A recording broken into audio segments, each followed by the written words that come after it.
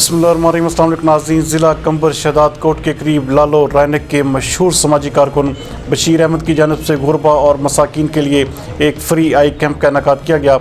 हमारे bureau chief Ali गुल मुगहरी के मुताबिक मदरसा अरबिया इरशादुल उलूम लालो रैनक में एक दिन के लिए समाजी तंजीम सैलानी वेलफेयर इंटरनेशनल ट्रस्ट के तावन से आँखों के माहिर डॉक्टर्स की मौजूदगी में इस फ्री आई कैंप का इनेकाद किया गया। इस फ्री कैंप में इलाके के गरीब और मुस्तहिक मरीजों ने बड़ी तादाद में शिरकत की और डॉक्टर्स ने जदीद मशीनरी के जरिए आँखों को चेक किया और ऑपरेशन भी किए।